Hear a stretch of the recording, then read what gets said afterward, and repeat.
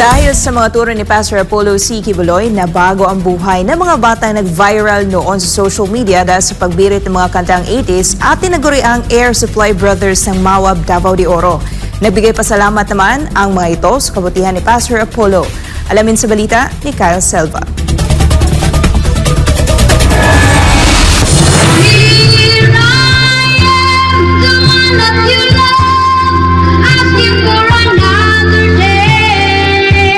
Sila ang mga batang nag-viral sa social media noong 2017 mula sa Mawab, Davao de Oro dahil sa pagbirit ng mga kantang 80s. Ito na sila ngayon. Nothing without you, nothing without you, and I'm thankful for the new life you gave.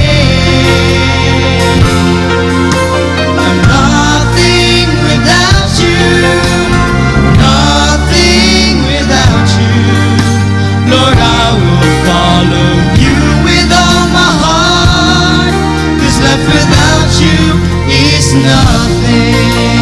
Ang tinaguriang Air Supply Brothers na na-feature sa isang palabas sa telebisyon noon ay kumakanta lamang sa mga palengke ng Mawab at nakikipagtunggali sa mga amateur singing contest sa iba't ibang barangay upang matulungan ang kanilang mga magulang na maitaguyod ang pamilya. Kung sa kalibutan magud kung dili gyud ka maningkamot, kumbaga dili ka maghago, wala jud kay di jud ka mabuhi. Pangarap ni Nalendo Jan at James na sumikat sa pagkanta upang makapagtapos ng pag-aaral at maiahon sa hirap ang pamilya. Mao gini pinaka main nga goal nimo sa gawas. Mahimo ka sikat na singer, pag-abot sa panahon nga mahimo na ka sikat, mudato ka, mo na pamaagi ba nga mahawas ka sa kalisod. Ngunit nagbago ang lahat ng masumpungan nila ang bansang kaharian sa pamamagitan ng kanilang lola na unang nakapakinig sa mga mensahe ni Pastor Apollo C. Quiboloy at sa mga musika ng KOJC sa radyo. Pinagi bitaw sa music, mga duol among kasing-kasing diri sa Kingdom ba kay sa Kingdom makita na mo ang sa nagatanaw mi dati sa TV, makita na mo ang mga musician bitaw nagakanta.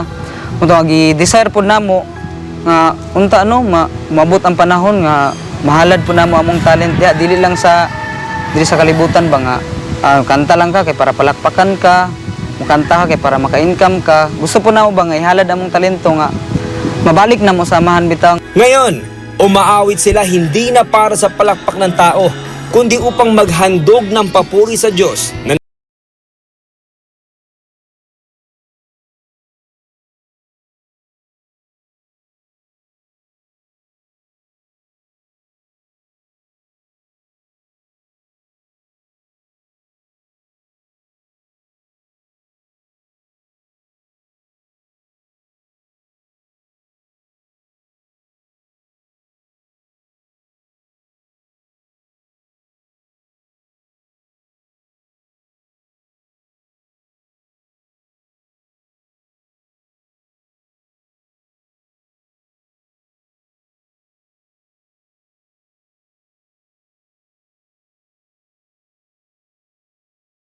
higit pa sa kanilang pangarap, silang lahat ng magkakapatid ay pinag-aral ni Pastor Apollo at tinulungan ang buong pamilya na makaahon sa kahirapan.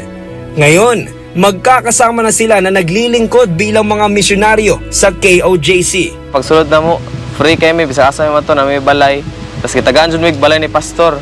Kami tibok pamilya na kami, nagpuyo sa isa ka balay, tapos free tanan, free pagkaon, free kuryente, free tubig. Tanan, wala na kayo hunaon. Sa una, usay, maka-absent ni sila kay wala may pang bayad sa eskwelahan, siguro may promissory note. Diri sa Kingdom kay pagsulod na mo diri si Pastor gipaskwela man niya nga libre bisag wala gud mi niya na ilahan jud personally, pero ang gugma ni Pastor ba open kay sa tanan. Hindi pa man nila hiningi, ibinigay na ng sobra-sobra ni Pastor Apollo sa kanilang pamilya ang kanilang mga pangangailangan, hindi upang sila ay maging sunod-sunuran, kundi dahil sa pag-ibig. At kalakip ng pag-ibig na ito ay ang disiplina upang sila ay tunay na mabago, lalo na pagdating sa spiritual na aspeto. Sa tinuod lang ang mga aron gani nga mga akaning mga musician nga nauna pa sa amua, ang uban gani ana is mga dating nga mga drug addict or mga dating nga mga mga palahubog, pero bag-o sila ni Sir, gi-guide sila tanan ni Sir. Kami tanan gi-guide mi ni Sir nga muadto gid sa kumbaga right path god. So usahay na kay mahimo nga kalapasan or na kay mahimo nga kapakyasan, si pastor iya gyud kang i-guide, i-fellowship gyud ka ni pastor. Personally, i-fellowship gyud mi ni pastor. Si pastor gid mismo nagapanguna bisag sa among mga pagpili sa among kanta, sa pag-worship sa amahan, usaon gyud pag-worship sa amahan nga para takos gyud ka sa amahan. Pag once na nakadiri sa Suzuki Kingdom, disiplinahon jud ka ni pastor.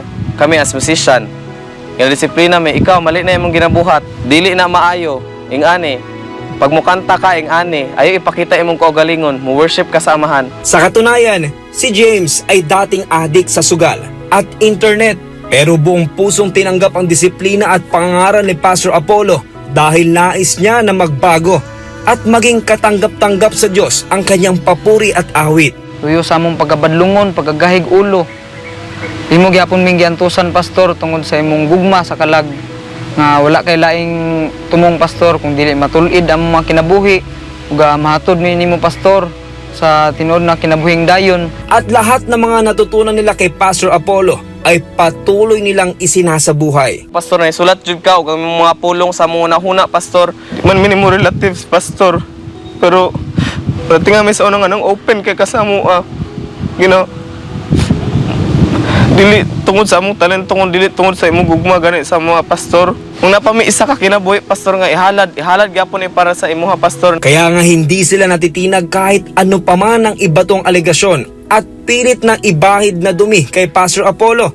Anila, mas kilala nila ang butiing pastor na siyang tanging nakapagbago sa buhay nila. Sa gawas wala gyud laing nakabag-o sa among kinabuhi, pastor. Ikaw lang gyud ang nibag-o sa among kinabuhi. Kami ang mismong naa diri saksi sa imong pagkamaayo, pastor. Imo ming gitagaag bag-ong kinabuhi.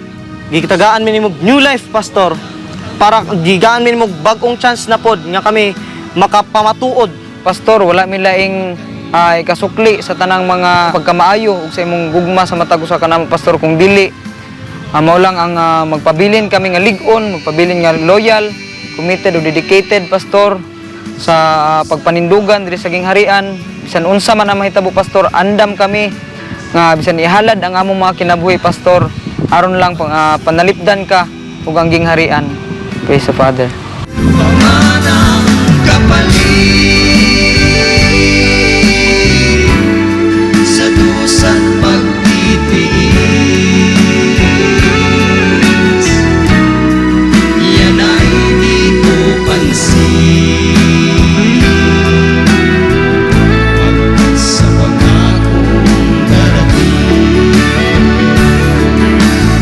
Para sa Diyos at sa Pilipinas kung mahal, Kyle Silva, SMNI News.